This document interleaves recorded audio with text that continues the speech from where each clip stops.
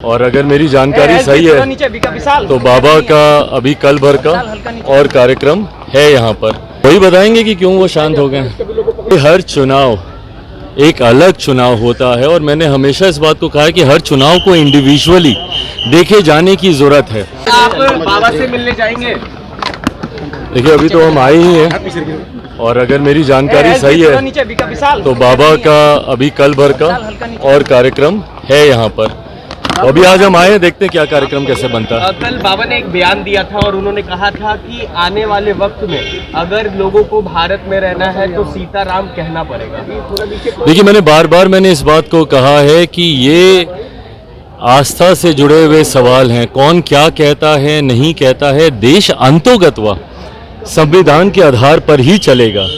ये देश संविधान के आधार पर चला है, आगे भी संविधान के आधार पर ही चलेगा। बाकी कौन अपनी आस्था के आधार पर, उनका विश्वास किस में है, उसके आधार पर कौन क्या कह रहा है, पर अंतोगत्वा देश का विश्वास और देश सिर्फ और सिर्फ संविधान के आधार पर चलेगा। मुख्यमंत्री और तेजस्वी यादव को भी निमंत्रण दिया गया था, पर तेजस्वी यादव ने कहा कि हम लोग विकास का काम करते हैं, बाबा से मुलाकात नहीं करेंगे। भाई वो उनकी अपनी सोच हो सकती है। बीजेपी के तेज प्रताप यादव लगातार विरोध कर रहे थे, कह रहे थे एयरपोर्ट पर ही घेराव करेंगे, घुसने नहीं देंगे उन्हें, लेकिन अब वो चुप्पी साधे हुए हैं। अब वही बताएंगे कि क्यों वो शांत हो गए। चिराग जी एक सवाल है कि कर्नाटक चुनाव के नतीजे के बाद साफ साफ कहा जा रहा है कि महागठबंधन की महावीर और बजरंगबली के नाम पर कुछ नहीं होने वाला है। बीजेपी का 24 में सफाया हो जाएगा।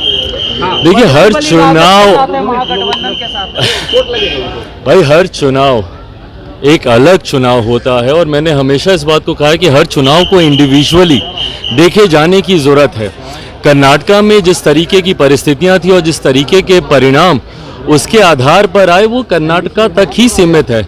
इसका कोई असर 2024 के चुनाव परिणामों पर पड़ेगा नहीं पड़ेगा, मुझे ऐसा नहीं लगता। 2024 में क्या परिस्थितियां रहती हैं, 2024 में क्या माहौल रहता है, किस तरीके से गठबंधन होते हैं, अलायंसेस होते हैं, उनके क्या स्वरूप होते हैं, वो निर्धारित करेगा कि 2024 के परिणाम क्या होंगे।